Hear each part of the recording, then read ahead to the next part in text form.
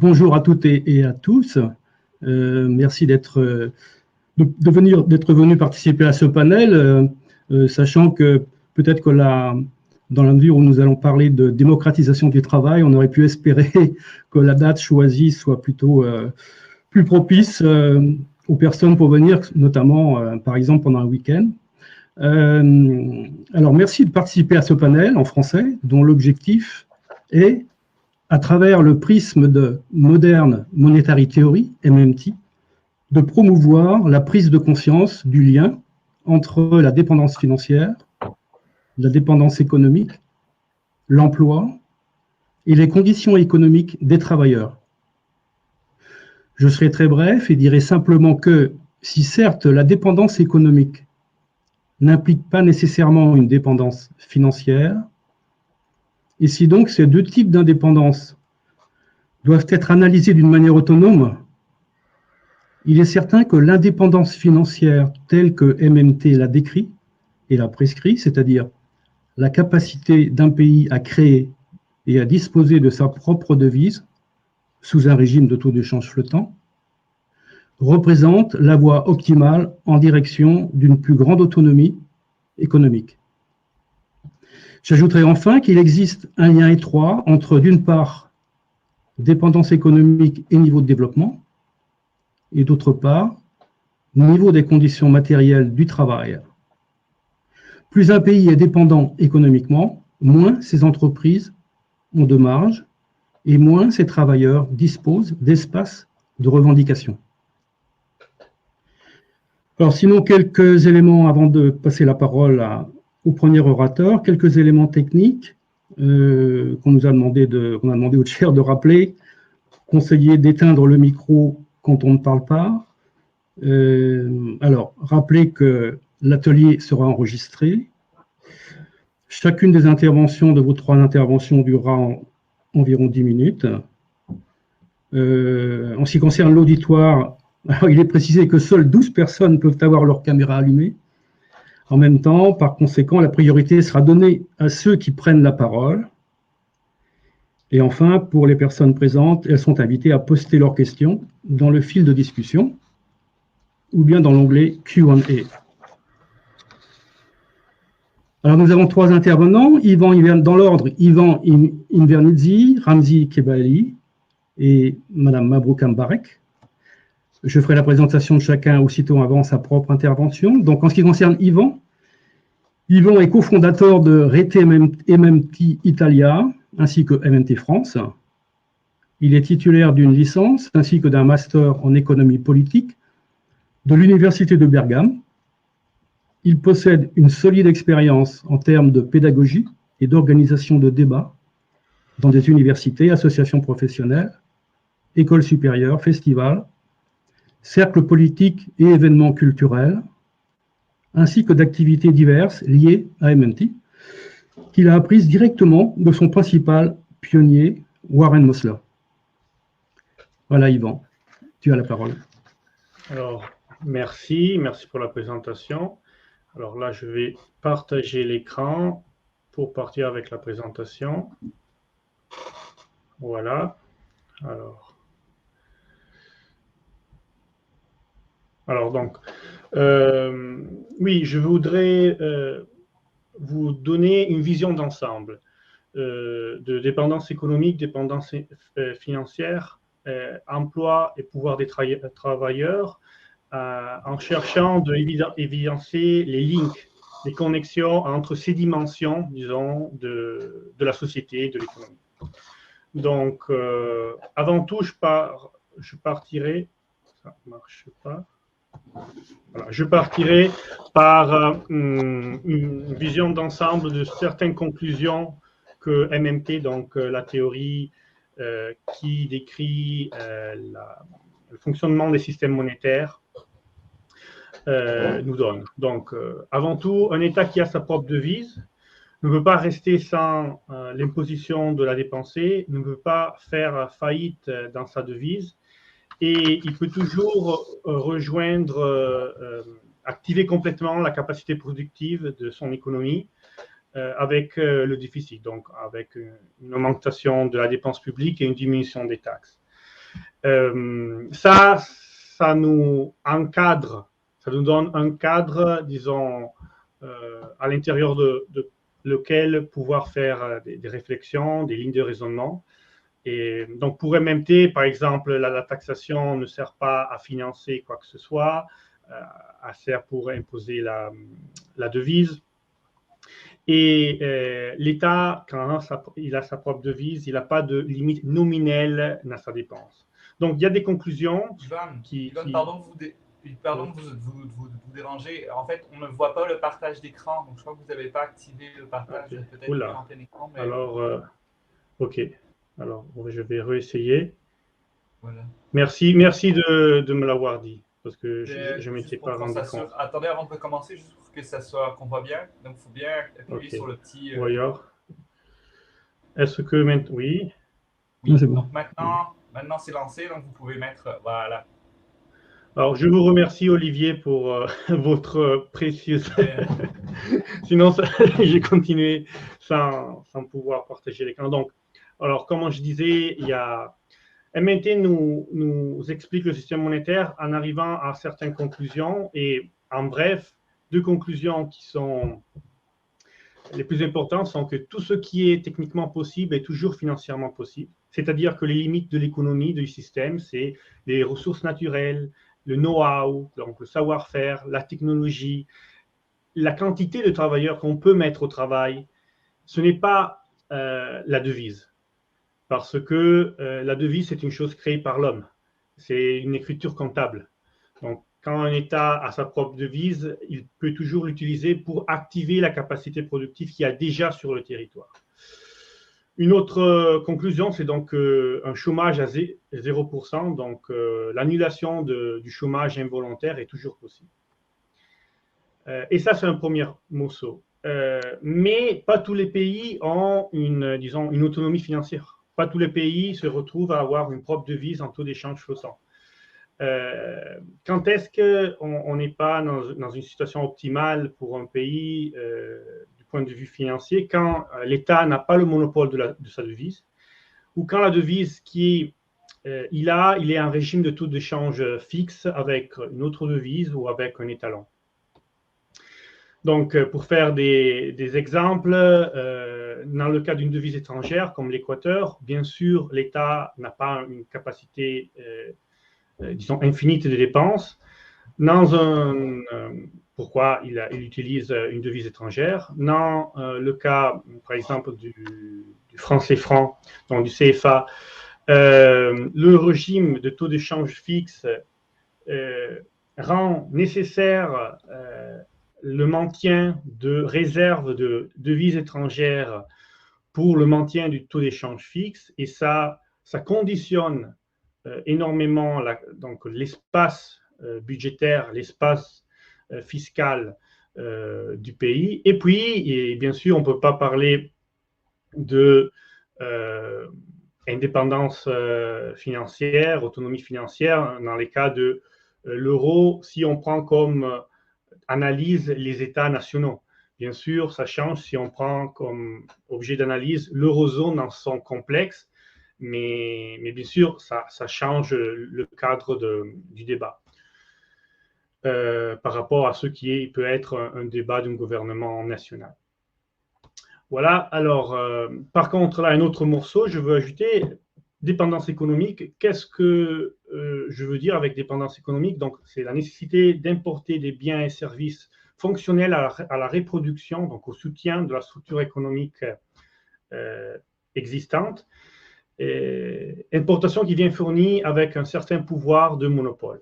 En fait, ça, c'est vrai soit pour le maintien, soit pour le développement de la structure économique. Et on a, je veux dire, par exemple, un pays que pour s'industrialiser ou développer encore plus son industrialisation a besoin de machines très complexes ou a besoin de systèmes software qui n'est pas capable de développer lui-même, il a une dépendance économique de l'extérieur, de l'étranger, pour son développement. Et vu que ces productions ne sont pas des productions que tous les pays font, mais seulement set limité de pays, un set limité d'entreprises arrivent à faire, ça porte à une asymétrie dans les rapports commerciaux. Voilà. Donc, quelles sont les implications d'une dépendance économique? En fait, la dépendance économique définit les secteurs et les phases productives qui sont possibles dans un système économique, dans un pays. Donc, la dépendance économique, c'est quelque chose qui va définir quel travail il y a, quel genre d'activités peuvent être développées dans un pays, dans un moment historique, et pas combien de travail. C'est un discours qualitatif et pas quantitatif. Okay? Donc, si par exemple un pays n'a pas d'ingénieurs ou n'a pas, comment dire, d'infrastructures nécessaires à l'industrie suffisamment développée, il n'a pas la capacité, il n'a pas le know-how, donc la connaissance de tout un set de techniques sur son territoire, alors c'est les activités qui sont possibles, qui sont limitées. Ce n'est pas la quantité de travail. Ce n'est pas le degré d'activation de son économie. Okay. Alors, Ramzi, est-ce qu'il y a un problème de connexion? Non? OK, alors, je continue. Donc, quel est donc le link entre pouvoir, disons, dépendance économique, dépendance financière et pouvoir et conditions des travailleurs? La dépendance financière, en fait, est liée au chômage, c'est-à-dire que du moment qu'un État n'a pas sa propre devise ou a des limitations dans son utilisation, il ne peut pas assurer de maintenir un déficit public suffisant pour maintenir le plein emploi. Donc, il n'a pas la capacité d'activer complètement sa structure économique, son système économique. Et ça, bien sûr, ça porte à une diminution de pouvoir de négociation. Parce que le chômage, plus le chômage est haut, plus, disons, on peut exploiter les travailleurs. Moins les travailleurs ont d'alternatives de point de vue contractuel. La dépendance économique, par contre, va affecter ce qui sont les marges réclamables par les travailleurs. C'est-à-dire que plus un pays est dépendant, moins comme système, il a un surplus économique, moins comme aussi activité entreprise, moyennement, il arrive à avoir des marges parce que, entre guillemets, il est déjà exploité par l'extérieur.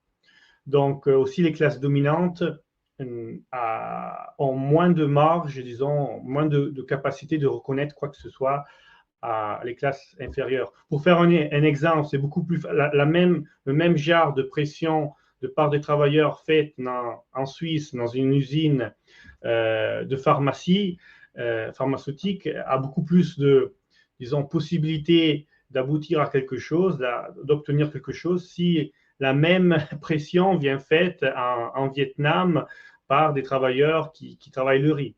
Okay. Parce que l'entreprise et le pays dans lesquels ils sont, et eux-mêmes, ils sont exploités, ils ont moins de, disons, de surplus qu'ils peuvent reconnaître. Voilà.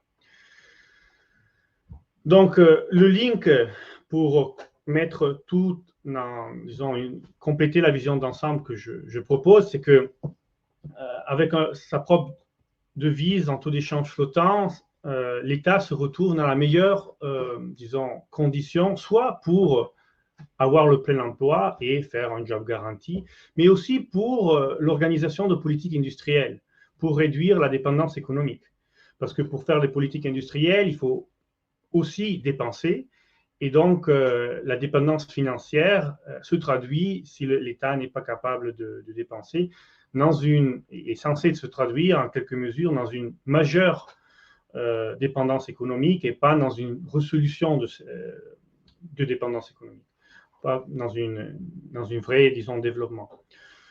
Et moi, personnellement, je crois que la dépendance financière, comme le franc CFA, c'est un instrument fonctionnelle au maintien de l'état des pays africains dans une situation, disons, de sous-développement.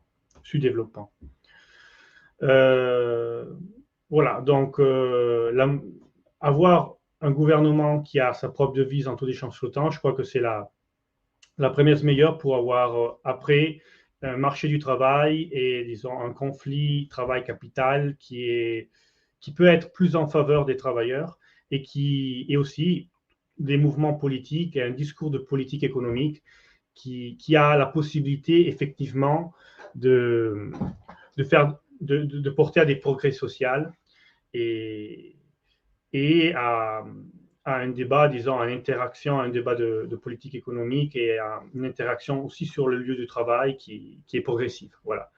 Donc ça, c'était la vision que je voulais proposer. J'ai eu mon temps et donc je vais laisser à Robert, le chair, prendre la parole. Merci.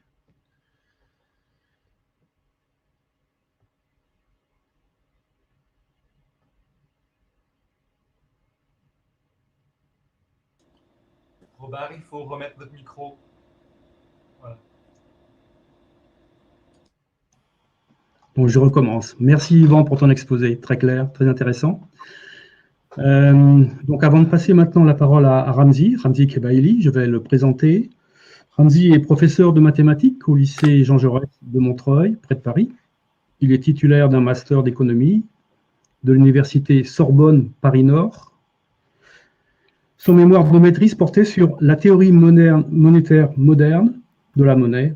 Peut-elle être appliquée au sein de la zone euro?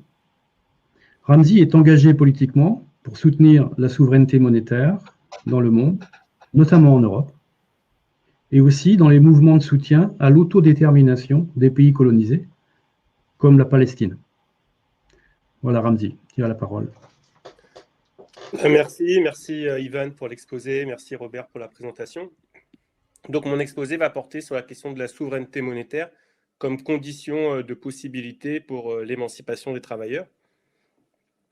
Donc sur la question de la théorie monétaire moderne, un des actes fondateurs de la théorie monétaire moderne fut le pari de Warren Mosler, à l'époque gestionnaire d'un fonds de pension, en 1992, sur la capacité de l'État italien à ne jamais faire défaut sur la dette qu'il émettait dans sa devise nationale, la lire. Et effectivement, le pari s'était révélé fructueux. Et donc, il y avait, la pratique avait prouvé qu'un État qui émet sa propre devise ne peut jamais faire faillite dans la dette dans cette devise. Et ce fut vraiment un des actes fondateurs de la théorie monétaire moderne, la MMT, qui est bien connu. Et un deuxième acte fondateur, qui lui est moins connu, et que j'ai eu l'occasion d'étudier lors de mon mémoire de master, fut en 1997, lorsque Warren Mosler a proposé un plan pour que le Québec crée sa propre devise. Donc je crois avoir entendu que nous avons des amis québécois dans la salle, dans l'audience. Et donc je ne sais pas quelle l'audience qui a eu cet article au niveau du Québec, c'est un article en français qui explique qu'on est à l'époque en plein débat sur la souveraineté et l'indépendance du Québec. Et cet article explique que si vous voulez être indépendant, dans ce cas-là, la condition première, la condition sine qua non, c'est d'être capable d'émettre votre propre devise. Et Warren Mosler ne s'est pas contenté d'affirmer ça, il a aussi proposé un plan, donc un plan sur comment pourrait faire le Québec pour émettre cette devise, donc que Warren Mosler proposait d'appeler la fleur. Et donc l'idée, c'est en fait une application directe des idées de la MMT, c'est en imposant cette nouvelle devise comme moyen de paiement pour les taxes. Et le fait de l'imposer comme moyen de paiement pour les taxes va créer une demande, c'est-à-dire que les citoyens québécois vont devoir, pour obtenir cette devise, donc pour pouvoir payer leurs taxes, ils vont devoir réussir à récupérer cette devise. Et pour cela, le moyen privilégié, c'est l'emploi public. Donc le nouvel État québécois promettrait à chaque citoyen qui le souhaiterait, notamment à chaque chômeur, un emploi public qui serait payé en fleurs. Ainsi peut-on dire que dès cette époque-là, dès le début des années 90, les axiomes fondateurs de la MMT ont été posés. Tout État peut émettre sa propre monnaie. Il peut la faire accepter par les citoyens en l'imposant comme moyen de règlement fiscal. Il peut s'en servir pour financer ses dépenses et notamment pour créer autant d'emplois que nécessaire sans avoir à craindre la faillite. Dans ce système, comme cela a été évoqué tout à l'heure par Ivan, la taxation et les impôts ne servent plus à récolter des recettes, mais ont d'autres fonctionnalités, donc notamment créer cette demande pour la devise et d'autres fonctionnalités que je ne détaillerai pas ici. Au fil des années, la théorie monétaire moderne s'est développé, a eu un contenu plus académique et a notamment développé un concept de souveraineté monétaire qui n'était pas présent initialement dans les travaux de Warren Mosler, donc qui parlait d'État monopoliste de sa devise. Et ce concept de souveraineté monétaire, il apparaît notamment chez Larry Randall dès les années 2010, et également dans un article de Pavina Tcherneva, qui est une des co-organisatrices de ce Global Forum, dans laquelle elle explique dans cet article fondamental sur les régimes monétaires qu'il y a en fait différents degrés de souveraineté monétaire, différentes conditions à remplir pour maximiser le champ des possibles, et notamment le fait de ne jamais s'engager à convertir sa monnaie dans une devise étrangère. Donc une condition que la MMT appelle la non-convertibilité et qu'on qualifie parfois de régime de change flottant, ou encore ne pas s'endetter en devise étrangère. Alors une fois ces principes posés, ils ont reçu un certain nombre de critiques, et notamment une des critiques principales qui a été entendue, c'est que ces théories ont été pensées dans le cas de pays riches et développés, l'Italie par exemple, où on a parlé du Québec. Et donc d'après cette critique, ces principes-là ne pourraient pas s'appliquer dans les pays en développement, du fait que, alors pays en développement entre guillemets, les pays périphériques, notamment du fait que ceux-ci sont soumis à une hiérarchie monétaire qui les contraint dans leur choix. Et ça, notamment, cette critique a été par exemple soutenue par Daniela Prates, qui est une tenante de l'école structuraliste post-keynésienne. Donc l'idée, là, assez simple à comprendre, c'est que quand un pays est dépendant économiquement, il peut avoir besoin de s'endetter en monnaie étrangère pour importer les biens manufacturés qu'il ne produit pas sur son sol. Donc justement, le problème dont a parlé Ivan juste avant. Et dans ce cas-là, voilà, on pourrait poser la question, est-ce que la souveraineté monétaire n'est pas une illusion dans le cadre d'un pays qui ne produit pas suffisamment ses propres marchandises? Alors cette question, elle est posée un peu de manière critique, mais ce qu'on constate, c'est que dans les faits, si on s'adresse aux peuples qui sont concernés par les cas de servitude monétaire, par exemple les peuples qui sont dans le franc CFA, on constate qu'ils contestent vivement cette servitude monétaire. Donc le franc CFA, initialement, c'était le franc des colonies françaises d'Afrique, et c'est aujourd'hui une survivance néocoloniale de l'impérialisme français. Et sur cette question, je sais que Robert, qui est ici présent, pourrait détailler et développer sur le fonctionnement de cette monnaie coloniale. Et donc, ce qui est important de comprendre, c'est que, évidemment, les peuples concernés, les peuples africains, savent que le chemin est difficile, savent qu'on ne résout pas du jour au lendemain le problème du développement, mais ils ont cette revendication comme une condition de possibilité, une condition nécessaire, quoique non suffisante, qui est d'avoir leur propre monnaie. Et donc, on peut renvoyer, par exemple, aux arguments développés dans le livre « Sortir l'Afrique de la servitude monétaire », qui rappelle l'historique du franc CFA.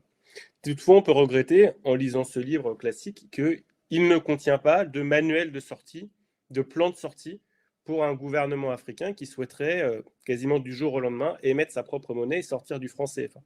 Et c'est là que la MMT apporte quelque chose. C'est-à-dire que quand bien même on reconnaîtrait que la MMT n'a pas initialement été pensée pour les pays en développement, il se trouve qu'il propose, avec les plans de création de nouvelles monnaies, les plans de sortie d'union monétaire, la MMT apporte un outil considérable à tous les opposants, à tous les travailleurs, toutes les classes populaires dans les pays périphériques qui souhaiteraient disposer de leur souveraineté monétaire. Et d'ailleurs, on peut remarquer que dans les critiques qui sont parfois adressées à la MMT en disant que finalement la souveraineté monétaire ne serait qu'une illusion, qu'on n'arriverait jamais à sortir de la dépendance, en fait, ces critiques-là, parfois, ou même la plupart du temps, ne proposent pas de plan alternatif. Et on a l'impression que ces critiques, quoique parfaitement bien intentionnées et parfaitement capables de décrire le système actuel et tous ses problèmes, finalement enferment en quelque sorte les peuples dominés dans leur situation et ne proposent pas de plan de sortie, ne proposent pas d'ouverture politique. Et donc, c'est vraiment là que la MMT a quelque chose d'important à apporter. Alors, la MMT, c'est pas un bloc monolithique, c'est un champ divers. Et certains auteurs de la MMT, comme Fadel Kaboub, a proposé une sorte de synthèse entre les principes fondateurs de la MMT et des théories plus classiques du développement, comme celle de Samir Amin. Donc, je rappelle que Samir Amin, c'est un des auteurs fondamentaux qui a expliqué que ce qu'on appelle le développement, c'est une sorte de mythe, puisqu'en fait, on fait croire que certains pays seraient très avancés, développés, tandis que certains pays seraient en retard, en voie de développement, mais s'ils se mettent au travail, peut-être qu'ils arriveront à rattraper les pays riches. Je caricature un peu, mais c'est pour faire comprendre l'idée. Et Samir Amin l'a montré que c'était totalement faux, qu'en fait, on avait un système qu'on peut qualifier de nord-sud ou de centre-périphérie, dans lequel la richesse du centre se fait toujours au détriment de la périphérie, se fait en exploitant la périphérie et que participer au libre-échange mondialisé, contrairement au mythe orthodoxe, va perpétuer les inégalités et va maintenir les pays périphériques dans le sous-développement. C'est pourquoi, pour sortir de ce problème et de ce blocage, Samir Amin proposait ce qu'il appelait une souveraineté au service des peuples, passant notamment par un protectionnisme industriel au service des travailleurs, et qui permet justement de résoudre le problème dont parlait tout à l'heure Ivan, le problème de l'absence de biens manufacturés dans les pays périphériques. Et là, on voit une différence avec le plan, par exemple, que Warren Mosler avait proposé pour le Québec, puisque dans le cas du Québec, qui est un pays déjà riche et développé, Warren Mosler affirmait qu'à partir du moment où le Québec disposerait de sa propre monnaie, il pourrait maximiser le champ des possibles, il pourrait donner un travail à tout le monde, et donc satisfaire la première revendication des travailleurs, qui est d'avoir un emploi stable, sans avoir, selon Warren Mosler, à sortir du libre-échange. Or, il se trouve que dans le cas de pays qui sont soumis au néocolonialisme, il faut, au moins de manière temporaire, un contrôle drastique des marchandises et des capitaux pour permettre à ces pays de développer leur propre base industrielle. De plus, dans ces pays, alors que dans certains pays, on va dire dans les pays riches, un compromis entre les classes travailleuses et la bourgeoisie est envisageable, donc on sait que ça c'est un des thèmes du Global Forum, alors on peut éventuellement critiquer, qui est de proposer comme projet une participation des travailleurs à la moitié, alors, qui aurait la moitié de la valeur produite par l'entreprise, ça reviendrait aux travailleurs, et l'autre moitié au capital. Alors peut-être qu'on peut envisager que pour certains pays, et l'exemple qui est parfois donné, c'est les pays d'Europe du Nord, les capitalistes pourraient accepter un tel partage. Le problème, c'est que dans les pays, dans la plupart des pays, notamment dans tous les pays périphériques, le colonialisme étranger a installé une bourgeoisie comprador, c'est un concept développé par Samir Amin, dont l'enrichissement et dont la situation dépend de sa soumission à l'étranger. Et donc cette bourgeoisie comprador, si elle veut rester là où elle a été installée, elle ne peut pas accepter de compromis avec sa propre classe prolétaire. Ses intérêts, pour rester bourgeoisie comprador, sont en confrontation directe avec ceux des travailleurs, et quand bien même, dans ces pays-là, dominés et périphériques, on aurait une partie de la bourgeoisie qui déciderait de se mettre au service du peuple, immédiatement, cette bourgeoisie serait éliminée par les puissances impérialistes étrangères. Une prise du pouvoir des travailleurs ne peut donc qu'aboutir dans ces pays à une lutte des classes, voire à une guerre des classes, qui finit souvent mal. Et l'exemple paradigmatique, et dont peut-être que l'Afrique ne s'est toujours pas remise, c'est l'assassinat de Thomas Sankara au Burkina Faso.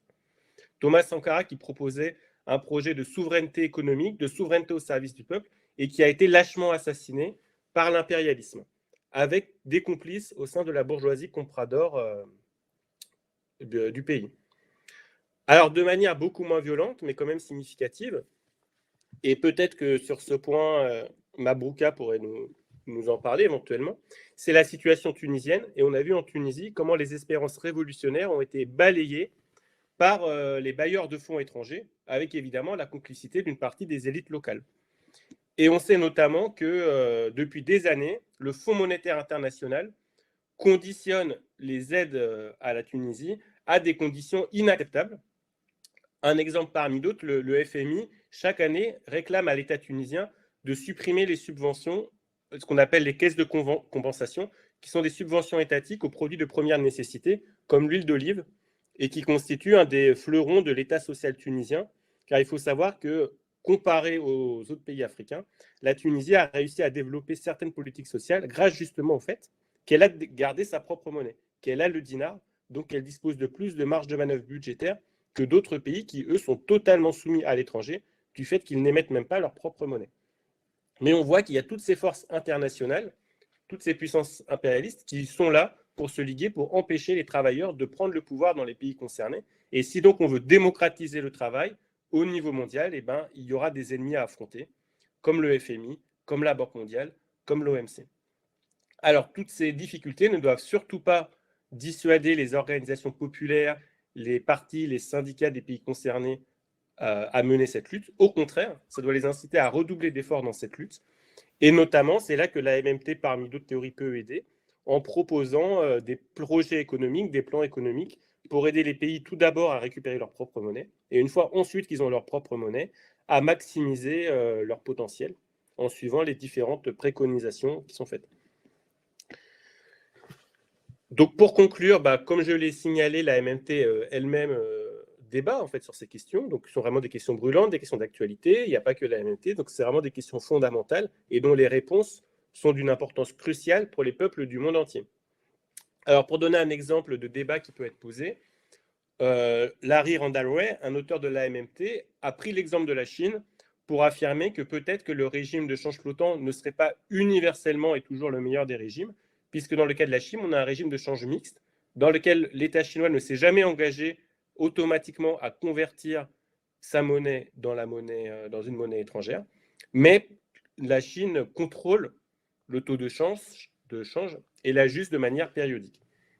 Alors, s'agit-il là d'affinement nécessaire pour la MMT, ou bien s'agit-il d'une autre vision qui est elle aussi respectable, mais qui peut discuter justement à partir des principes de la MMT? Le débat est ouvert et je vais laisser la parole aux personnes suivantes. Et n'hésitez pas, si vous avez des questions, si vous voulez préciser certains points.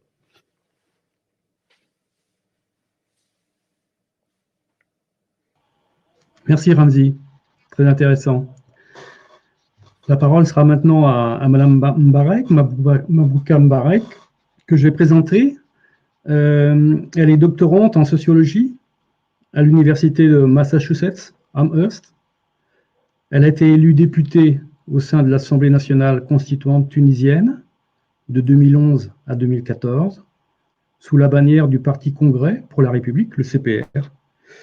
Et elle a été conseillère auprès de l'ex-président Moncef Marzouki sur les questions de la dette odieuse. Elle fait partie du groupe de travail international au-delà du développement, qui s'intéresse aux intersections de classes sociales, de race, de genre, de caste, d'impérialisme, de colonialité et de relations prédatrices avec la nature. Dans le cadre de ce groupe de travail, Madame Mbarek a coédité le livre collectif Les villes de la dignité, qui est disponible pour le moment en anglais, et qui porte sur les expériences émancipatrices en zone urbaine. Voilà, Mabouka, vous avez la parole. Voilà, merci Robert, merci Yvan et Ramzi. En fait, la présentation de Ramzi est un bon tremplin sur ma présentation. Je vais essayer de faire court parce que ma connexion, elle est un petit peu hectique, elle est un peu sporadique aujourd'hui. Donc, tout d'abord, je voulais juste dire que partager avec vous comment je suis arrivée à prendre connaissance de la MMT. En fait, j'ai pris connaissance de la MMT de façon assez organique de par mon travail en tant que députée tunisienne, mais aussi membre de la commission finances et budget du Parlement tunisien après la Révolution. Et quand on travaille au niveau des organismes de l'État et la législation, on a une relation dialectique vraiment qui se transforme avec la devise, avec le budget, l'économie. Et donc, ça s'est fait, j'avais eu pas mal de questionnements qui se sont faits très organiquement. Et j'avais par hasard lu un article du docteur Fahd El Kaboub, qui est un économiste tunisien qui travaille aux États-Unis à l'université, il est professeur agrégé à l'université Denison. Je l'ai contacté. Et de par là, j'ai rencontré Stephanie Kelton et Paulina et Randy Ray, tous les gens qui, justement, aux États-Unis, travaillent à la Bard College sur tout ce qui est la théorie monétaire. Alors, je ne suis pas là, ma présentation, ce n'est pas en tant que quelqu'un qui est MMTers, comme on dit, qui est de cette école de pensée. Mais par contre, quelqu'un dont la MMT a apporté énormément. Et donc, c'est ce potentiel-là, j'aimerais partager avec vous. Et d'après ce potentiel, un peu extrapoler ou détailler un peu les contraintes dont Ramzi a parlé, qui sont absolument essentielles. Mais tout d'abord, la théorie moderne monétaire, elle a un potentiel libérateur assez puissant. Et ça, c'est quelque chose, malheureusement, les critiques n'arrivent pas à comprendre. C'est-à-dire que la plupart des critiques, Il s'arrête à la MMT ne peut pas être appliquée aux pays en voie de développement, ils sous-entendent que les pays en voie de développement, nous sommes tout simplement restreints ou résignés à copier ce que le Nord fait. Donc, on est dans une situation où on copie.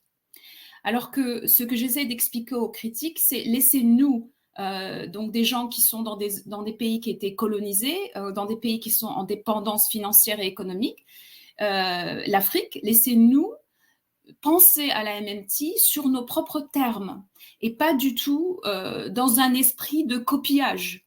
Et donc, c'est cela j'aimerais partager avec vous. Alors, le potentiel libérateur, c'est tout simplement que ça transforme notre engagement dialectique avec ce qu'une monnaie. Qu'est-ce qu'une monnaie? Et ça ouvre un potentiel créateur de programmes, de potentiel de politique publique innombrable. Et tout simplement parce que quand on comprend la MMT, malheureusement, on lui a collé l'étiquette théorie, mais en fait, ce n'est pas une théorie. Et je pense que Stéphanie Kelton, elle l'a expliqué, c'est comme une paire de lunettes. Vous allez voir la monnaie différemment. Et c'est-à-dire que quand on vit dans des sociétés, dans des familles nucléaires, hein, avec les parents et les enfants, notre apprentissage de la monnaie se fait très très tôt et on considère les rapports avec la monnaie comme si on était un ménage. Et donc, on considère l'État comme un ménage. Et donc, l'État ne peut pas dépenser s'il n'extrait pas de la valeur en contrepartie. Et donc, on a cette vision de la valeur est extraite, elle est accaparée par l'État et l'État dépense cette valeur. Alors que la MMT, en fait, c'est complètement, ça nous demande de regarder ça différemment. Les États qui ont un monopole sur la devise, en fait, peuvent mettre des devises sur le marché. Évidemment, ils sont contraints par l'inflation. Et donc, les taxes sont utilisées pour détruire de la monnaie et limiter l'inflation, et non pas pour augmenter vos budgets.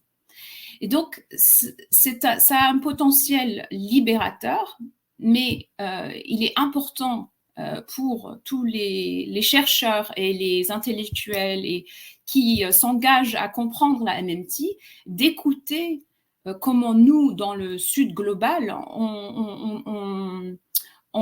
quelles sont les connaissances que la MMT nous apporte d'un point de vue des pays en voie de développement. Et donc, c'est de cela que j'aimerais discuter à travers 2 exemples, parce qu'on peut rester en théorie, mais peut-être que ce serait important d'être très empirique. Et j'aimerais parler des États-Unis d'abord et ensuite de la Tunisie.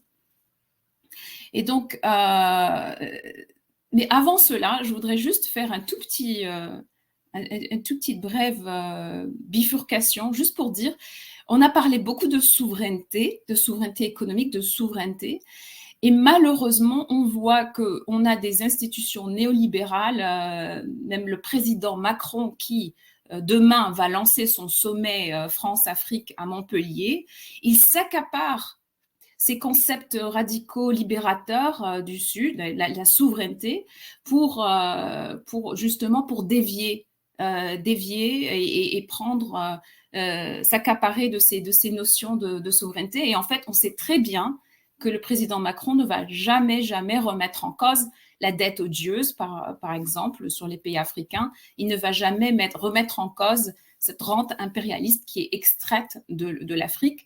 Son sommet Franc-Afrique, même s'il y a des panels qui s'appellent pour la souveraineté économique, va tout simplement continuer avec cette vision de donner de l'argent à l'entrepreneuriat, à la classe capitaliste.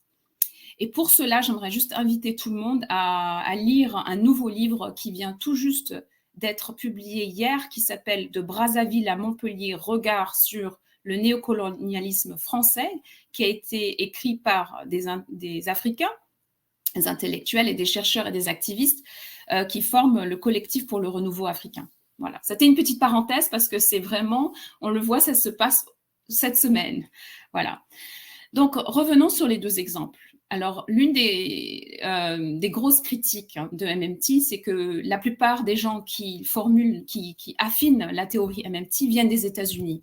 Et donc, cette histoire de « on ne peut pas répliquer la MMT dans notre pays ».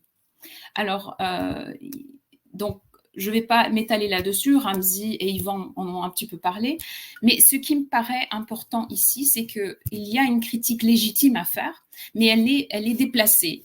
Alors, on voit par exemple l'influence des MMT sur des personnalités politiques dites progressives aux États-Unis, comme Alexandria Cortez et Bernie Sanders.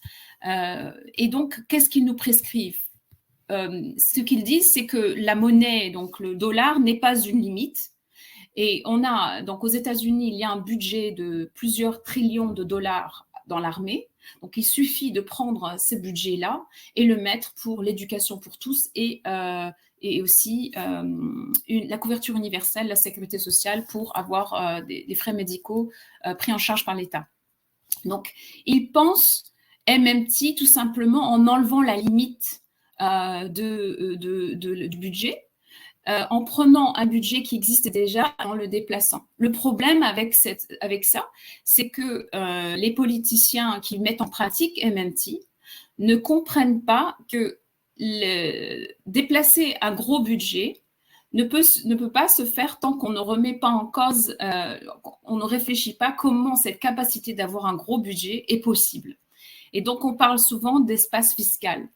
Donc, on nous dit qu'un pays en voie de développer a un grand espace fiscal, tandis qu'un pays en voie de développement a un très peu d'espace fiscal pour les raisons dont Ramzi et Yvan ont parlé, c'est-à-dire un manque, donc une dépendance financière, une dépendance et une dépendance économique.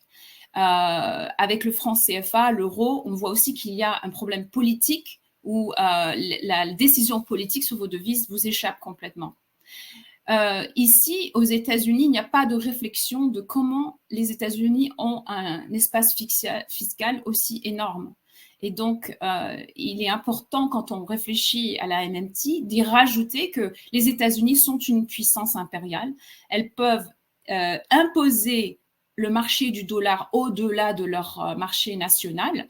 Ils imposent que le gaz et le pétrole soient achetés en dollars. Donc ça, c'est une forme de taxe pour imposer au monde entier une monnaie pour pouvoir justement diminuer l'inflation. Donc la force du dollar, parce que vous allez forcer le monde entier à accepter le dollar, il y aura peu d'inflation. C'est bien sûr beaucoup plus complexe que ça. Je brosse vraiment superficiellement, mais je pense que d'un point de vue d'éducation populaire, il est important de comprendre que si les États-Unis sont capables, c'est qu'ils sont une puissance impériale. Donc maintenant, je vais prendre un autre exemple qui est la Tunisie. Donc la Tunisie, quand j'étais au Parlement, notre dette extérieure était de 42% du PIB. Aujourd'hui, elle est de 75%. Et donc, le problème en Tunisie, comme Ramzi l'a expliqué, c'est tout simplement que nous sommes une périphérie pour l'Europe. Il y a une extraction de valeur qui est accélérée et donc des échanges complètement inégaux. Comme l'économiste Samir Amin expliquait, la Tunisie est un cas exemplaire, même si la Tunisie a sa propre devise. Donc, le docteur Fadel Kaboub a bien expliqué, il y a une voie grâce au MMT pour que la Tunisie opère ce qu'on appelle le D-Link. Donc, c'est-à-dire, Samir Amin disait qu'il fallait justement essayer de couper ces ponts, ces liens impérialistes pour pouvoir un peu rebondir. Et donc, en Tunisie, nous importons l'inflation puisque nous importons de l'alimentaire et de l'énergie. Et cet alimentaire et cette énergie, nous les achetons plus cher et la valeur du dinar diminue. Et donc, en fait, notre problème d'inflation et notre problème de manque d'espace fiscal, c'est bien sûr la dépendance financière et la dette, mais c'est aussi des échanges complètement inégaux et un manque de capacité de souveraineté économique, un manque de capacité industrielle et un manque de capacité agricole. Cela dit, on pourrait réfléchir sur MMT et en Tunisie juste par rapport à ces échanges Mais ce que j'aimerais donc attirer votre attention, c'est de comprendre, d'appliquer MMT, mais de comprendre le champ politique, le champ économique, le champ financier, mais aussi que les économies ne sont pas des espaces où il faut réfléchir limité. Il y a une interdépendance, il faut aussi réfléchir écologie, etc. Et donc, un des exemples assez frappants, c'est il y a toujours eu une immigration depuis l'Afrique vers la France. Et vous savez, le nombre de migrants a augmenté en Italie, en Espagne, en France, etc. Et ces migrants-là, ces migrants économiques, sont exploités sur des fermes agro-industrielles pour l'agriculture, pour les récoltes, mais aussi dans le secteur du bâtiment. Et donc, il faut comprendre qu'en Europe, il parle de cette crise de migrants. Et donc, il y a vraiment des frustrations de part des partis identitaires qui sont frustrés de l'augmentation du budget, par exemple, pour aider les migrants. Donc, l'État français a mis en place une aide de l'État pour l'urgence. Si un migrant, par exemple, se blesse sur un champ de construction, de bâtiment, ce migrant peut aller à l'hôpital et ses frais seront couverts. Donc là, il faut comprendre deux choses.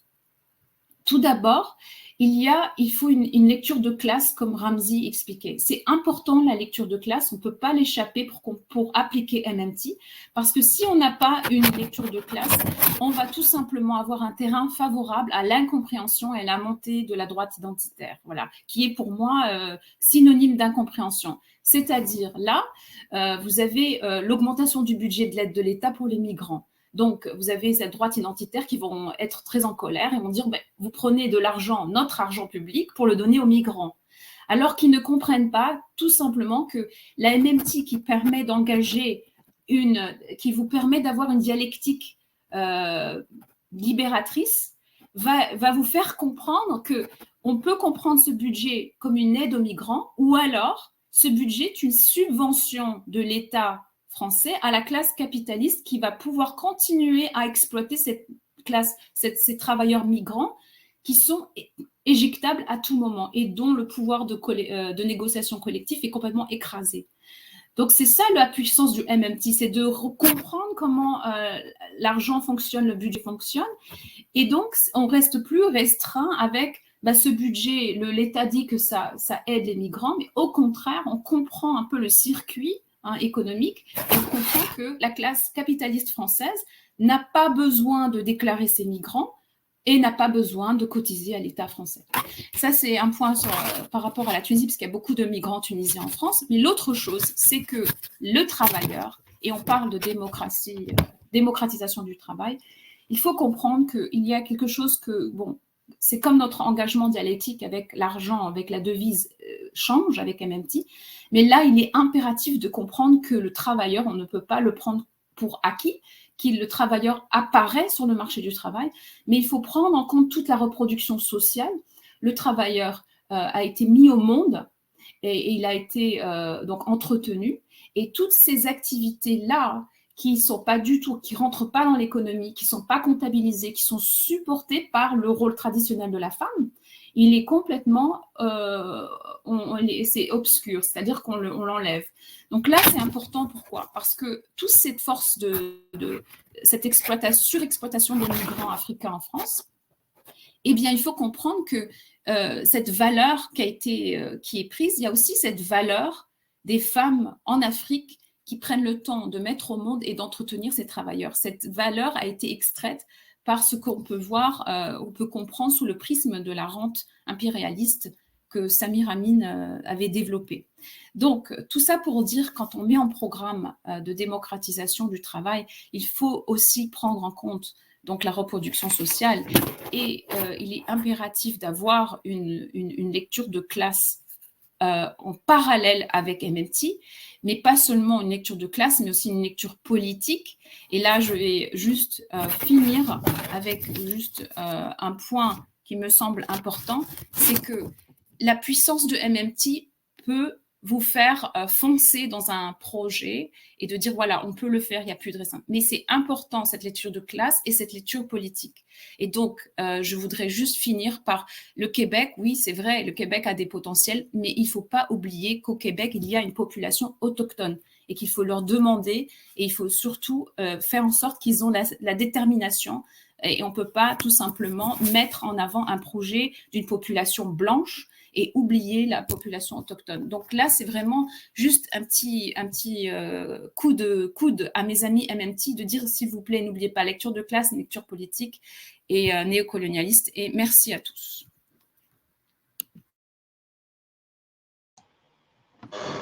Merci beaucoup. Merci Mabouka, très intéressant. Alors, si je regarde le chat et Q&A, il n'y a pas de questions, donc aucune réponse à apporter de ce côté-là. Bon, il y a une question que j'ai trouvé vos exposés passionnants. Par rapport à ma propre connaissance de MMT, ce que vous avez pu dire va beaucoup plus loin que les concepts que je manipule jusqu'à maintenant. Mais il y a une question que je me pose, c'est si MMT est effectivement peut être considéré comme des lunettes qui permettent de regarder le monde d'une manière différente et de définir donc des politiques différentes, politiques économiques différentes. Comment délimiter tout de même MMT en tant que tel? Et ça, c'est une question que je vais poser à Yvan. On en parle assez souvent, mais il expliquera beaucoup mieux que moi. Est-ce que MMT ne s'arrête pas un petit peu avant? Est-ce qu'avant ce type de choix, ou bien est-ce qu'on peut les intégrer? Est-ce qu'on peut aller jusqu'à intégrer toutes ces politiques?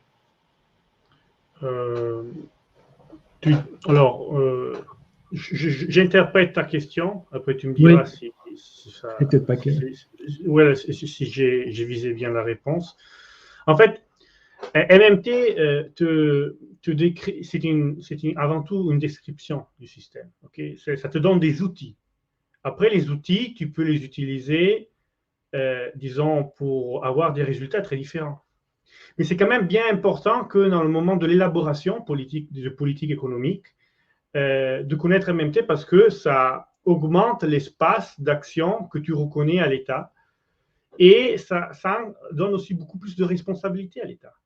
Parce que si, disons, dans le mainstream et finalement aussi dans l'hétérodoxie, on a souvent l'idée qu'il y a le secteur privé, il y a le marché, et après, au maximum, l'État fait quelque chose a posteriori, fait quelque chose après les faits.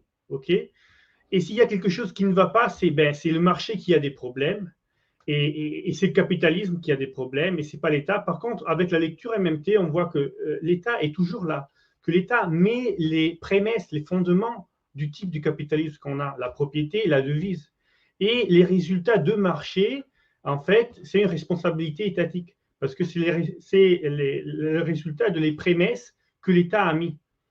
Et il n'y a pas un marché a priori de l'État, et donc aussi comme le marché se développe, et les effets qu'il a, c'est toujours une responsabilité étatique. Et ça change beaucoup ce qu'on reconnaît comme capacité à l'État, mais aussi comme responsabilité. Et il n'y a plus le dire « Ah, mais c'est le capitalisme, ah, mais il y a les marchés internationaux, ah, on doit faire forcément comme ça ». Une fois qu'on a une vision d'ensemble plus claire de ce qui, en effet, l'État peut faire, après, bien sûr, il faut aussi comprendre la société au-delà de l'économie, au-delà de la monnaie. Et donc, c'est bien reconnaître que à l'intérieur du capitalisme, le secteur privé n'est pas fait de sujets qui sont tous pareils. Donc, il y a d'un côté qui travaille et il n'a pas autre que le travail, disons, pour se supporter, de l'autre côté qui, par contre, achète le travail des autres et vend le produit de ce travail. Et bien sûr, il y a un conflit d'intérêts entre ces deux. Donc, bien sûr, MMT te donne des instruments qui, en fait, sont aussi un peu a priori du capitalisme, c'est-à-dire que la devise est un monopole aussi dans le socialisme et aussi dans une société d'esclavage comme l'Empire romain. Le point, c'est que le capitalisme, après, a des spécificités, en particulier dans les rapports productifs dans le secteur privé, et ça, il faut les reconnaître. Et après, il y a aussi, dans la société, il n'y a pas seulement l'économie, il y a aussi, comment dire, la culture, il y a aussi plein de questions qu'il faut enrichir. Et il y a aussi la dimension internationale, c'est-à-dire les rapports qu'il y a dans, disons, les rapports dans le, disons, système mondial de production. Et ça aussi, ça joue énormément. Donc, moi, je suis... Personnellement, j'ai écrit une maîtrise où, d'un côté, j'avais MMT, après, j'avais World System Analysis, j'ai utilisé aussi the Economic Complexity Approach of the Developmental Economics. Et en fait, je trouve, après, rigoureusement, on peut trouver les links pour avoir une compréhension intégrée de la société. Okay? Mais MMT est importante et bien sûr, après, disons, il y a une partie d'économie politique, de description. Après, qu'est-ce qu'on fait avec avec les outils? C'est notre vision qui nous le dit. Ce n'est pas MMT en soi. Bien sûr, elle propose aussi des outils pour le plein emploi, le job guarantee, mais après, où dépenser, comment dépenser, ça, c'est une discussion qui est ouverte. Mais avec MMT, on peut la faire. Ce n'est pas que c'est nécessairement dans la direction, disons, néolibérale de privatiser et de... Non, il y a une alternative. Et alors là, le débat est ouvert. Voilà. Ça, j'espère de t'avoir répondu. Je ne sais pas si j'ai vraiment... Si, merci. Alors, je regarde. Ah, une question. Alors, une seule question.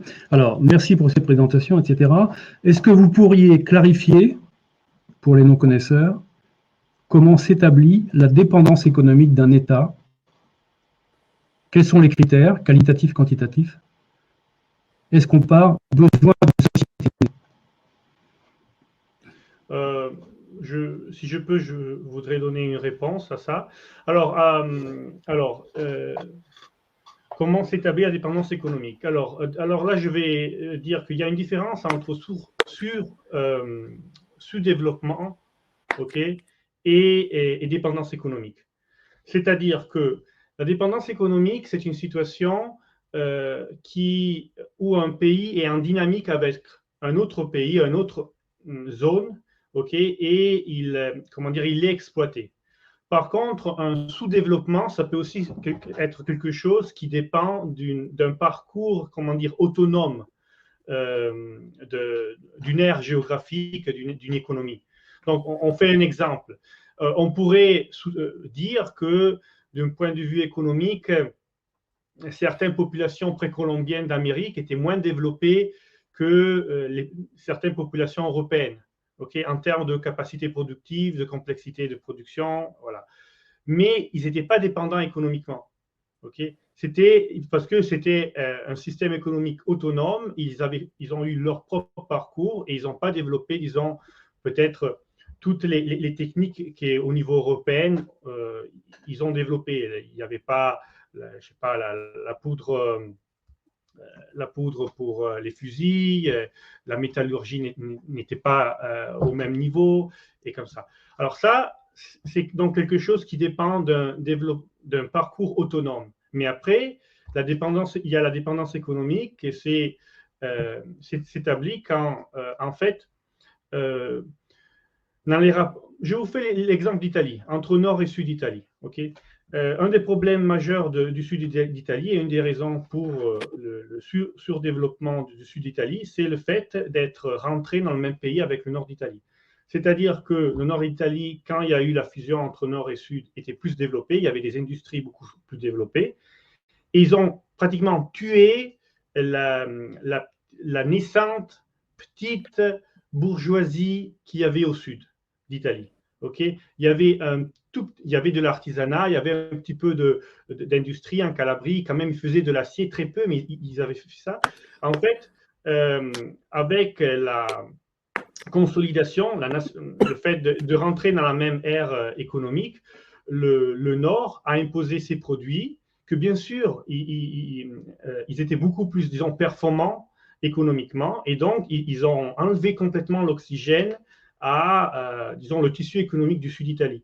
Et c'est la même chose avec, disons, la périphérie, ou les pays, disons, moins développés, qui rentrent en dynamique avec les pays du centre. C'est-à-dire qu'ils rentrent en compétition avec des produits et des producteurs qui sont beaucoup plus forts, et ils ne laissent pas, disons, l'industrie naissante assez d'oxygène pour se développer.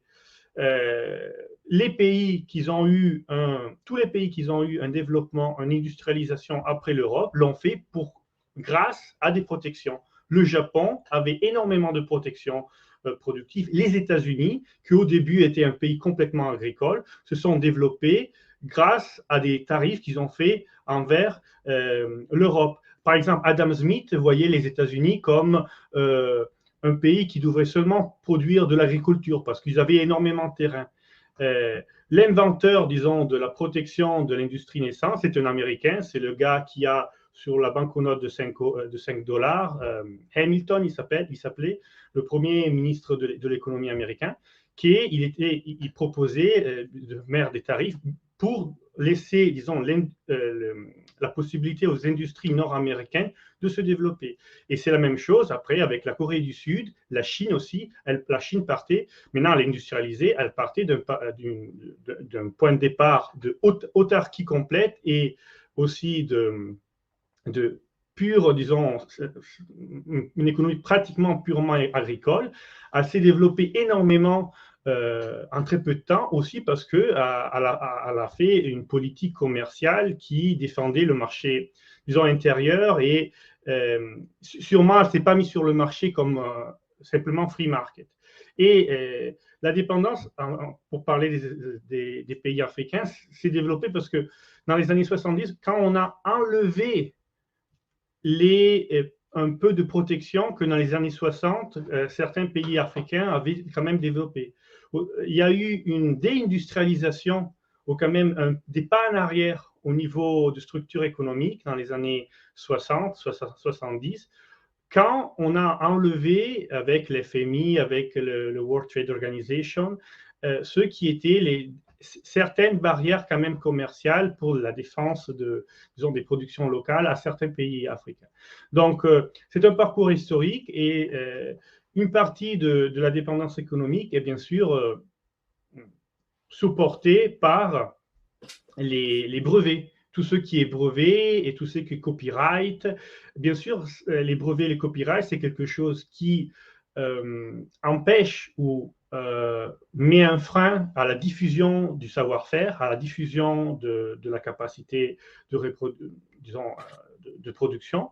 Et en effet, c'est justement les pays du Nord qui poussent pour ça. OK, alors ça, c'était pour donner une vision d'ensemble et répondre à la question. Okay. Ouais, si je peux compléter très rapidement donc, pour la question d'Oriane Lamine. Sur ces questions de dépendance économique, il y a un auteur fondamental dont on a parlé plusieurs fois dans ce panel, c'est Samir Amin, et notamment ses thèses sur l'échange inégal. Alors là, il se trouve que ce n'est pas un panel sur Samir Amin, mais en fait, il mériterait, donc il est décédé il y a 2 ou 3 ans, en fait, il mériterait d'avoir des panels et des forums consacrés à sa pensée pour que ce soit une base incontournable pour tout le monde. Et donc, voilà, vraiment, j'encourage tout le monde à aller voir en détail ce qu'il a écrit sur le sujet, car ça change complètement la perception qu'on a de la question du développement. Et là, comme il n'y a pas d'autres questions, je voudrais rebondir sur quelque chose qu'a dit Mabrouka, que je trouvais très intéressant, et avoir aussi c'est qu'en fait, tu as abordé, Mabrouka, le fait que la question de la souveraineté, elle peut être polysémique, et que, alors qu'au départ, ça pouvait être pensé comme une notion anti-impérialiste dans les pays du Sud, pour récupérer la liberté des peuples. Aujourd'hui, dans les pays du Nord, la notion de souveraineté a été hégémonisée par les forces conservatrices qui ont développé un récit totalement délirant, mais qui marche, dans lequel ils vont jusqu'à dire qu'ils sont aujourd'hui colonisés par les immigrés. Et donc, il faut savoir que de plus en plus de gens pensent ça. Et il faut savoir que ce qui s'est passé aux États-Unis avec l'élection de Donald Trump, ce n'est pas un accident, qu'en France, dans tous les pays d'Europe, on va avoir nos Donald Trump qui vont être élus très prochainement et on va avoir un énorme retour de bâton ultra conservateur parce que les forces conservatrices ont réussi à hégémoniser ces idées de souveraineté.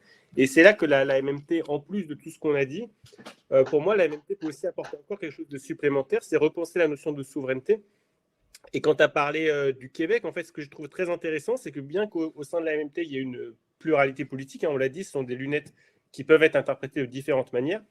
Dans l'article de Warren Mosler sur le Québec, il y a cette idée sous-jacente très intéressante qui est de dire les débats sur la souveraineté et l'indépendance du Québec, en fait, arrêtez de vouloir placer ça sur la question culturelle. Arrêtez de dire que c'est une question culturelle parce que sinon, même malgré tous vos bons sentiments, votre bonne volonté, les populations non francophones ou les populations autochtones dont tu as parlé, Mabrouka, vont se sentir exclues de ce projet. Donc en fait, ce n'est pas la bonne porte d'entrée. Même avec les meilleures intentions du monde, la porte d'entrée par la voie de la souveraineté culturelle va mener à des divisions et à des tensions, alors qu'il y a une autre porte d'entrée, c'est la souveraineté monétaire, c'est de dire, bah voilà, sur ce territoire délimité, vous avez votre propre monnaie et vous donnez un emploi à tout le monde. Et vous donnez l'éducation pour tous, et vous donnez la santé pour tous. Et ce n'est pas une charité que l'on fait pour les immigrants ou je ne sais pas qui viennent. Non, c'est une reconnaissance du travail et des ressources réelles qu'ils ont produites. Et en fait, dans la vision de la MMT, contrairement à ce qu'on dit dans les théories classiques, ce n'est pas l'État qui fait un cadeau aux citoyens en leur donnant un emploi. C'est le contraire, en fait. C'est les citoyens qui travaillent pour l'État, qui travaillent pour la société, qui apportent des richesses matérielles à la société. Et un État digne de ce nom, un État fonctionnel, et ça c'est vraiment commun à tous les penseurs de la MMT, cet État fonctionnel, il donne un travail à tout le monde, mais dans son intérêt même, vraiment pas par charité, parce que ce sont des ressources réelles qui sont créées par les travailleurs.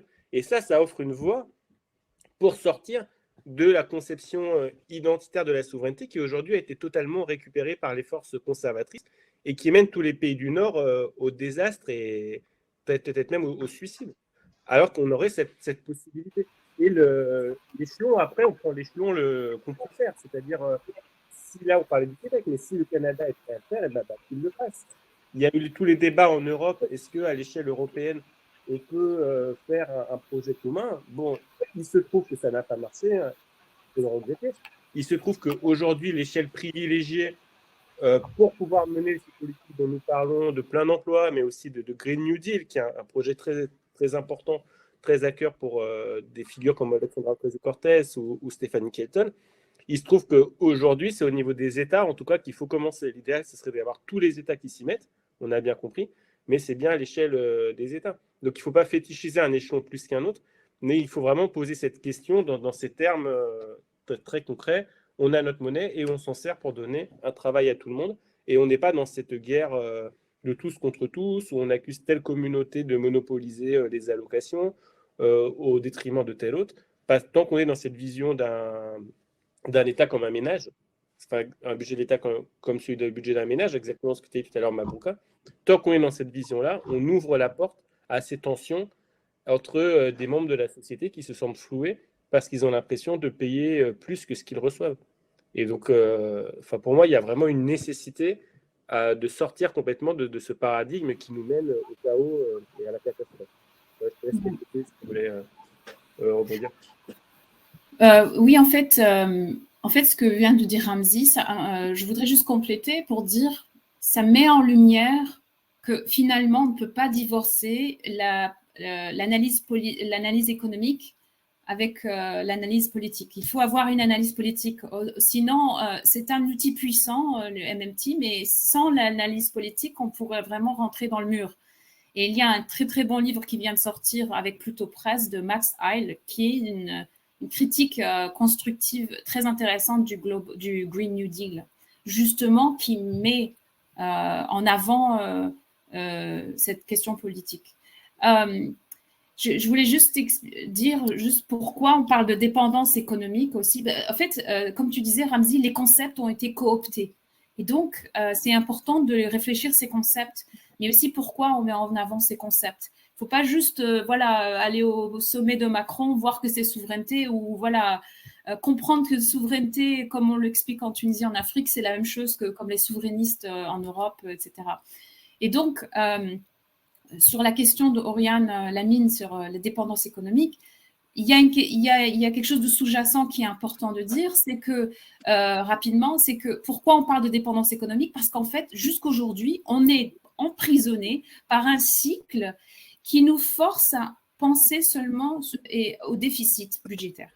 Et donc, vous avez un déficit budgétaire et c'est, oh mon Dieu, il faut absolument de l'argent pour combler ce déficit. Alors que si on a un engagement dialectique différent avec la devise et la monnaie et le budget, qu'on comprend l'État comme, non pas comme un ménage, mais comme une institution qui a d'autres pouvoirs, un pouvoir monopolistique sur la devise, eh bien, on va aller à la source même des problèmes. Et la source même, ce n'est pas un déficit, c'est justement de la dépendance économique. Et donc, en Tunisie, par exemple, pour vous donner un exemple, on a des déficits budgétaires.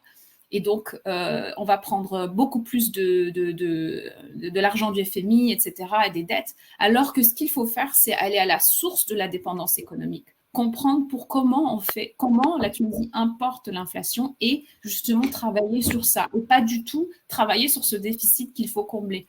Donc, ça change un peu la façon d'analyser, et c'est ça pourquoi on parle de dépendance économique, pourquoi c'est important.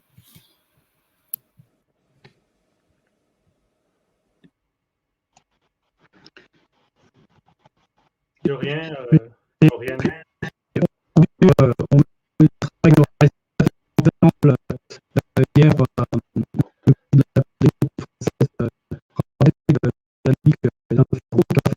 Etc. Et qui montre que lui-même donne en fait comme un bon père de famille, quoi. Donc là, on mesure la tâche qu'il pourrait se faire. Moi, quand j'ai découvert ma vie il y a environ 3 ans, je découvre chaque jour, beaucoup de travail, essentiellement de travail d'ailleurs, mais je me pose vraiment la question comment faire émerger cette théorie, si on parle de la France par exemple. Moi, je sors d'un échange là, avec un économiste. Bon, il y a souvent un rejet systématique d'ailleurs, qui ne peut pas argumenter en fait. On parle de propagande, etc. Donc, je ne sais pas. Alors, aux États-Unis, comment ça a émergé? Peut-être que avocat, vous pouvez nous en parler un peu, je ne sais pas. Mais on en parle beaucoup aux États-Unis, toujours bien. On dit qu'on connaît un peu plus aussi, puisque je me souviens qu'il nous a dit que quand il avait présenté son mémoire, on lui avait fait comprendre que c'était un bon choix de travailler sur un petit peu, je ne sais pas. Peut-être que vous pouvez vous exprimer là-dessus.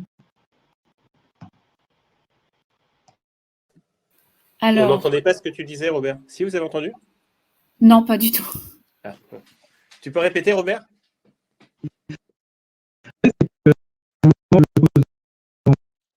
Pourquoi en France?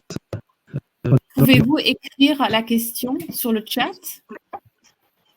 Pouvez-vous écrire la question sur le chat? Car on a du mal à vous entendre. Il y a comme un problème on dirait avec la connexion, avec le micro, je ne sais pas, mais on ne vous entend pas très bien. En fait, ça saccade très fortement et donc on perd votre question.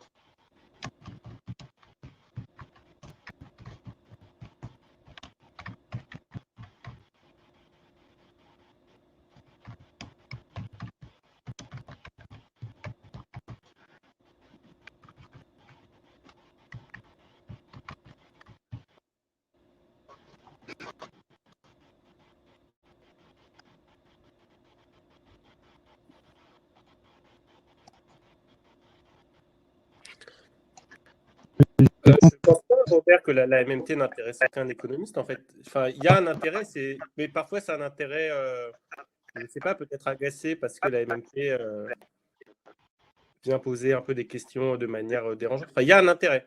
Disons, il y a un intérêt, mais peut-être pas assez, pas encore, c'est jeune, mais qui nécessiterait d'être plus approfondi, plus peut-être perçu comme une théorie académique légitime, au même titre que d'autres, comme le keynésianisme ou le post-keynésianisme. Donc il y a un intérêt, mais pour l'instant, peut-être la MMT est perçue comme étant peut-être un peu encore jeune, en gestation. Il y a peut-être quelque chose de ce côté-là.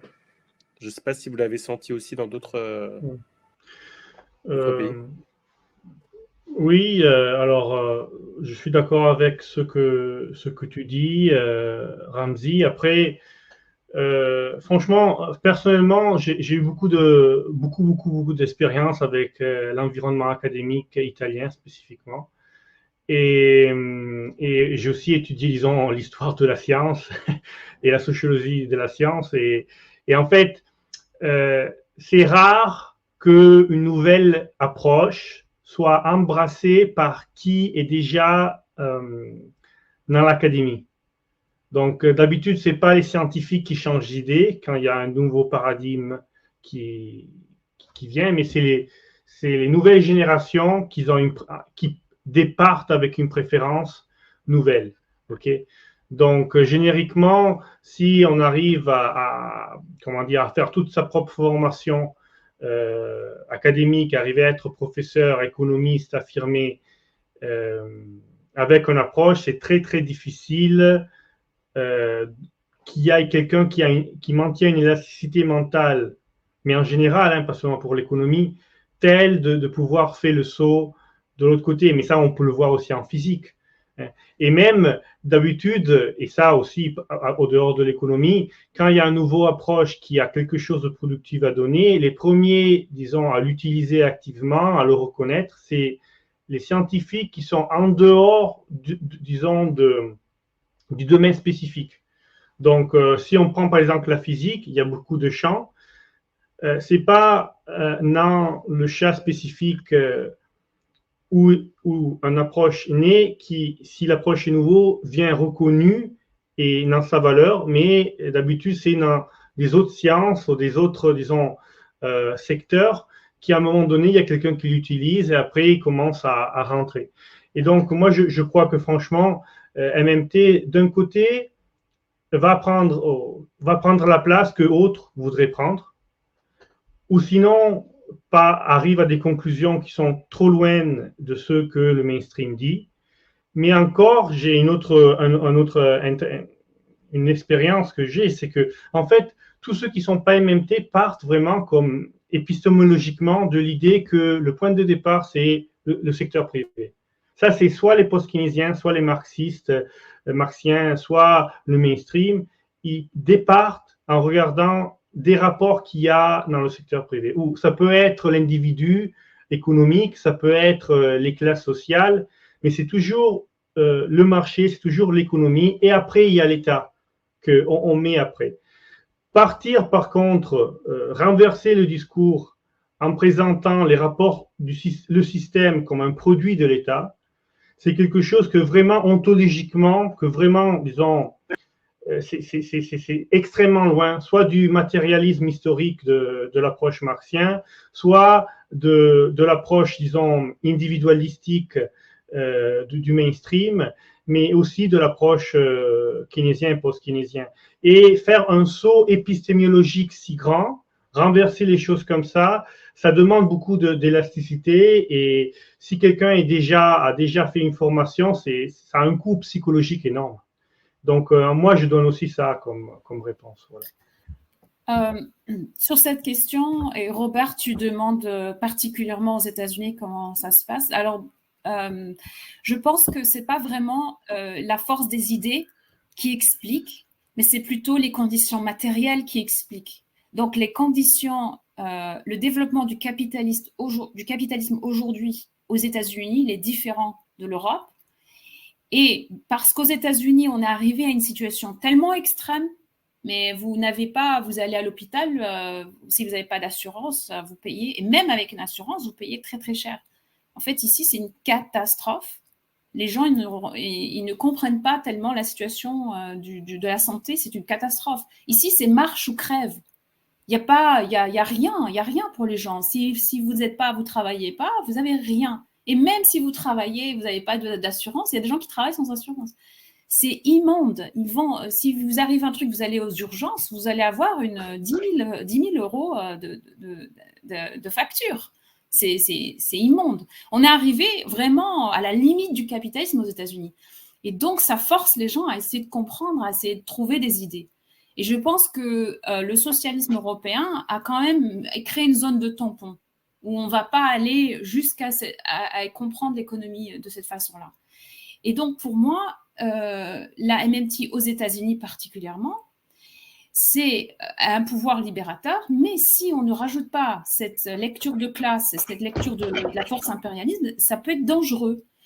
Parce que, alors, Lénine, il disait que la dernière phase du capitalisme, ce sera l'impérialisme. Et alors, je ne suis complètement pas du tout d'accord avec lui. Bon, il y en a d'autres qui ont dit que les dernières phases, c'est le néocolonialisme. Krumah disait que c'était... Mais en fait, on voit... Bon, je ne vais pas je ne vais pas donner la dernière phase du capitalisme, mais il me semble qu'on va rentrer dans une phase où ce sera du socialisme dans le Nord, dans des pays capitalistes comme les États-Unis. On va avoir du Green New Deal, on va avoir de la santé, etc., qui va en priorité vraiment concerner la population blanche et pas la population noire ni autochtone. Et donc, c'est important de comprendre que ces programmes qui visent à maintenir le capitalisme et la classe capitaliste. On va faire du socialisme, mais c'est sur le dos de la rente impérialiste. C'est là que c'est important que tous mes amis MMT comprennent que le Green New Deal aux États-Unis, s'ils ne remettent pas en cause la rente impérialiste et pourquoi les États-Unis ont un espace fiscal aussi énorme, on tombe droit dans le panneau.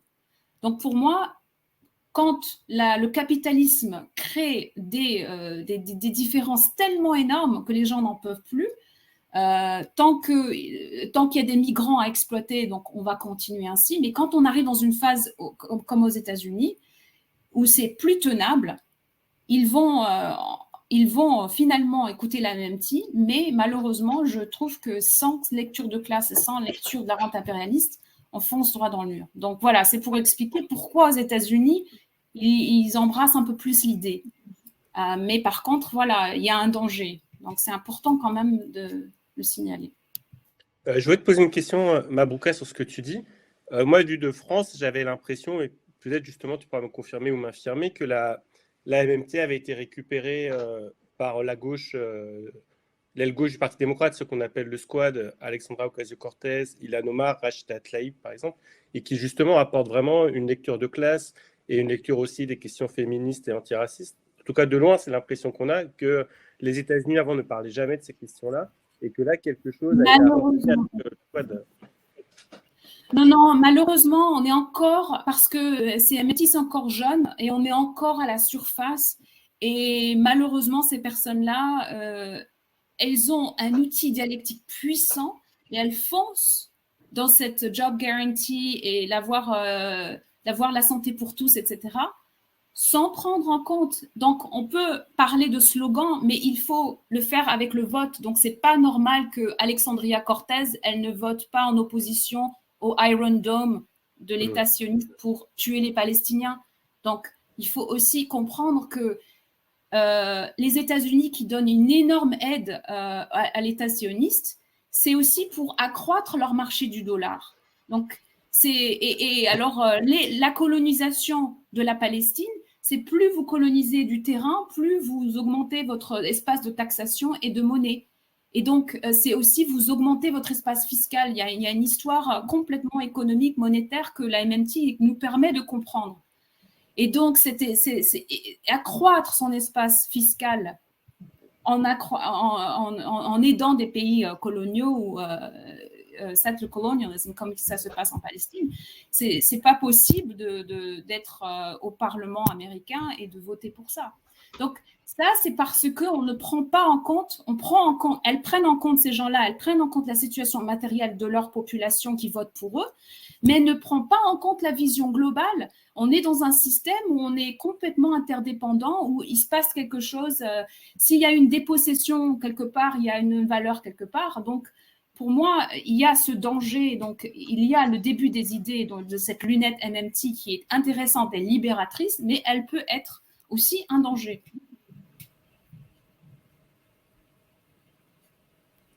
Donc, il y a une question. Robert, ton micro remarche ou pas? Sinon, je peux lire la question si ton micro ne remarche pas.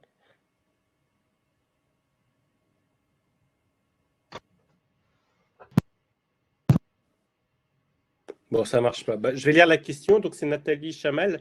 Est-ce qu'il y a une tendance d'éloignement de théorie en faveur d'établir des faits et penser après un désintérêt stratégique comme en Chine? Je ne sais pas si Ivan ou Mabrouka, vous voulez répondre à la question. Oui, j'ai pas compris. Excusez-moi. Je suis pas sûr. En fait, je crois pas que il y a ou la théorie ou les faits. Je crois que la lecture des faits dépend d'une quelque forme de théorie ou d'hypothèse qu'on a a priori, et après que les faits peuvent impacter notre vision. Donc, il n'y a pas les faits en soi, il y a seulement comment on les regarde. Donc, et je ne sais pas à qu'est-ce qu'on Madame se réfère pour ce qui concerne la Chine. Donc, je ne crois pas être la personne juste pour répondre. Ah, peut-être pour préciser la question alors. Mais faites la question en anglais si ça vous arrange. Si vous voulez le faire en anglais, on peut comprendre également. Ah, parce oui, que là, le français-anglais, c'est un peu perturbant. Alors quand même, là, je voulais dire un commentaire sur, répondre un peu à Mabrouka sur l'espace fiscal. Alors, l'espace fiscal en termes nominels, et bien sûr quand tu as propre devise, est toujours infini, c'est juste, c'est que si la capacité productive d'un pays augmente parce qu'il y a de l'immigration, alors on peut bien sûr acheter plus. S'il y a quelqu'un à l'étranger qui épargne une autre devise, ça veut dire qu'on peut acheter plus aussi de l'étranger, ça c'est juste. Après, il faut faire gaffe sur le pétrodollar, parce que le pétrole son prix est en dollars, mais on peut l'acheter dans n'importe quelle devise. Il n'y a pas l'idée qu'il y a des pays qui n'arrivent pas à acheter le pétrole. En fait, dans sa propre devise, c'est jamais vérifié.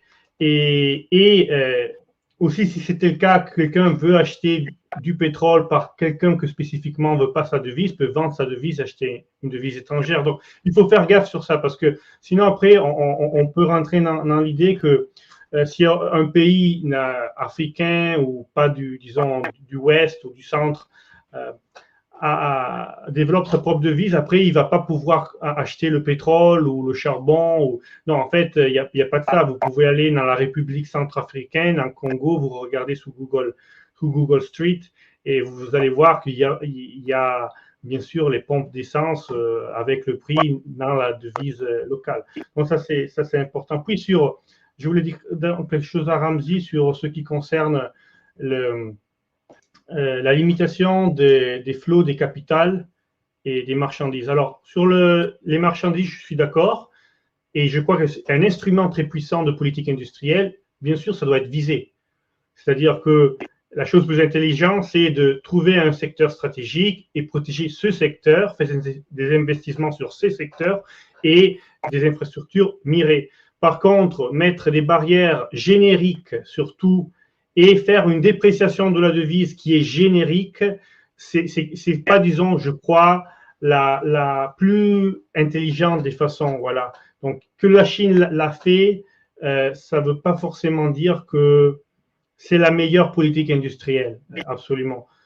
Mais ça, c'est quelque chose qui va au-delà de MMT. Moi, je serais vraiment pour faire un raisonnement a priori et faire un choix. Ce secteur, oui, ce secteur, non. Et ce choix-là, on le fait en regardant l'état du pays dans un moment historique spécifique. Parce que bien sûr, il n'y a pas une politique industrielle universelle à appliquer à tout moment, n'importe où. Et puis en fait, cette idée de peur des flots de capitaux, en fait, c'est une idée qui est un peu liée au taux d'échange fixe. C'est-à-dire, c'est un peu lié à l'idée qu'on doit maintenir une réserve d'étalons et donc on ne peut pas laisser qu'il y ait de conversion. Parce que quand on a un taux d'échange flottant, ça ne porte pas, disons, les problèmes que ça porte dans un taux d'échange fixe. Et même dans le long terme, ce n'est pas ça qui détermine le taux d'échange. Bien sûr, il peut y avoir des éléments temporaires, mais des choses comme, je ne sais pas, comment il s'appelle, le spéculateur, je n'ai pas le nom quand même, le spéculateur anglais, le spéculateur qui a fait sortir Soros qui a fait sortir, voilà, qui est arrivé à faire sortir l'Angleterre du serpent monétaire et l'Italie du serpent monétaire, du taux d'échange fixe. Oui, mais ça, il a pu faire ça parce qu'il y avait un taux d'échange fixe. S'il n'y a pas de taux d'échange fixe, on ne peut pas arriver, disons, à ce overshooting-là, parce qu'à la base, il ne peut pas y avoir, disons, de réserve tampon qui sert aux AOI et, disons, d'États qui n'arrivent plus à compenser. Voilà.